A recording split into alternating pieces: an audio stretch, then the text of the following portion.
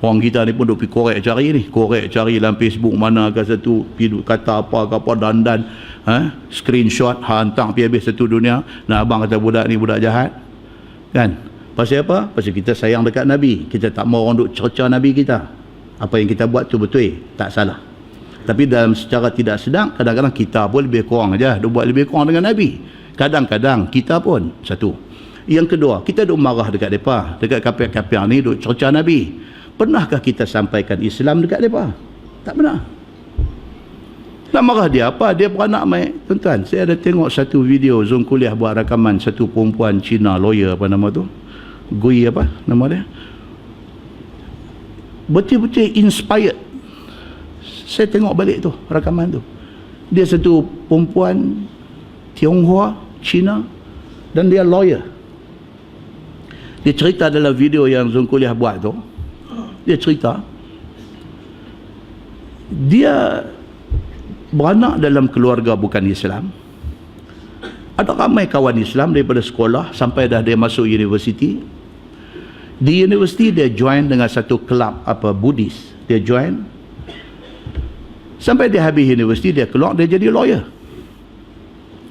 But tidak ada, dia kata, seorang pun orang Islam pernah mai terang Islam kat dia. Tak ada. Dia kata dia kawan daripada sekolah, kawan dengan orang Islam, sampai dia di universiti, dia kawan dengan orang Islam, but none of them, tak ada seorang pun yang pernah mai duduk dengan dia, sembang, cerita pasal Islam dekat dia. Dia tak tahu. Sehinggalah satu hari dia kata dia sendiri, ada satu insiden berlaku dalam hidup dia. Satu adik-beradik dia umur belasan tahun, tiba-tiba aksiden mati. Benda tu Allah jadikan sebagai satu turning point dalam hidup dia. Dia start duk question, duk tanya diri dia sendiri. Dia kata, apa ni? Dia kata, umur baru belas tahun, yang sepatutnya boleh hidup berapa puluh tahun lagi, tiba-tiba mati. Dia duk fikir pasal mati. Dia kata, duk fikir pasal mati. Dia kata, mati ni, dia tak kira siapa. Dia tak kenal orang. Dia tak syarat orang tua, dia tak syarat orang sakit. Mati ni boleh mai bila-bila masa kepada siapa-siapa pun. Dia start di situ, dia start fikir. Dia fikir.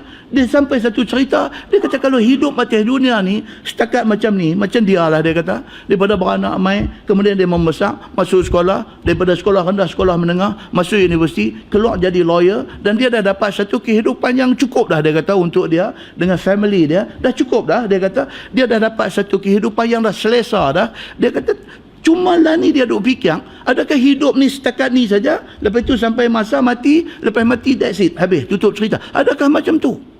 Dia duk start question, dia duk tanya diri dia. Dia duk tengok dalam Kristian pun kata ada hidup selepas mati. Dia duk start tengok hak Islam ni. Islam punya cerita lepas mati lagi panjang. On her own, dia ni perempuan, atas inisiatif dia sendiri, dia pergi cari, Allah buka hati dia. Allah buka hati dia. Dia mula ambil tahu pasal Islam. And berakhir dengan dia jadi satu orang Islam yang praktis Islam dia, dan dia betul-betul beriman dengan Allah Subhanahu wa ta'ala. Tuan-tuan kena tengok video tu. Tuan-tuan tengok, touching, tuan-tuan. Dia touching. Di samping kita rasa guilty, kita rasa bersalah pasal kita tak buat kerja ni. Kita kenal kawan kita yang bukan Islam ni berapa ramai duk ada. Pernahkah kita sampaikan Islam dekat mereka ni? Islam yang harmoni, Islam yang duk bagi tahu kata suruh buat baik, Islam yang melarang kita berbohong, Islam yang suruh kita hormat sesama jiran walaupun dia jiran bukan Islam. Pernahkah kita habaq kat mereka Islam macam ni? Kita tak pernah. Habis kita marah dekat mereka bila mereka hina Nabi kita, bila mereka hina agama kita. Mereka tak faham. Bila dia tak faham, benda dia tak faham tu jadi musuh dia. Ditambahkan pula dengan momokkan yang macam-macam duk mai ikut keliling ni, tiba-tiba dia develop rasa benci, rasa meluat dekat orang Islam. Kesian dekat mereka ni, tuan-tuan. Start daripada ni, kita sampaikan Islam dekat mereka. Bagi mereka tahu. Kita tak mampu nak bercakap.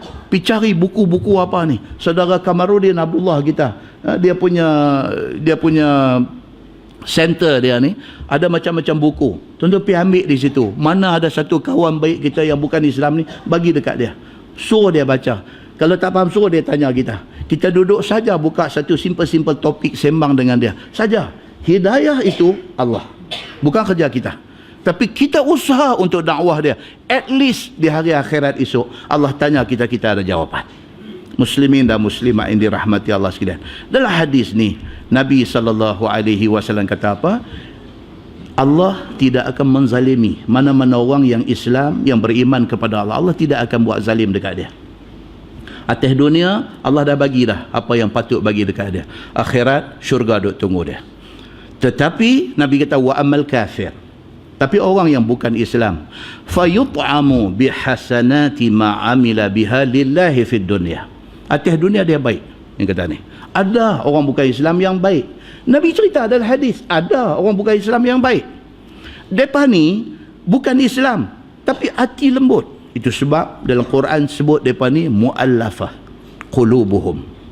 Kita translate kata muallaf ni bukan Islam masuk Islam. No. Muallaf qulubuhum ni orang yang dilembutkan hati mereka oleh Allah. Dia belum masuk Islam tapi dia willing untuk mendengar tentang Islam. Dia termasuk dalam muallaf.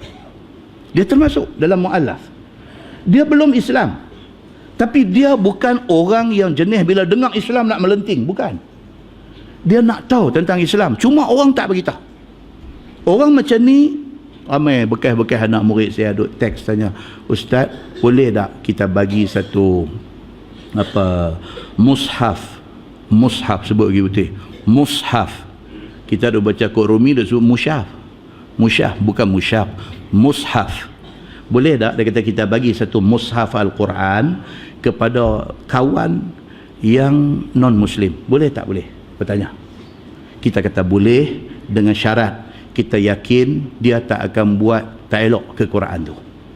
Kalau dia ni hari-hari pun duk bercakap apa tu, jangan bagilah. Saat lagi dia pergi buat apa law pula ngambil gambar, dia pergi buka Quran, dia pijak ke apa, dia ambil gambar. Kita kalau nampak dia ada potensi macam tu, tak sah.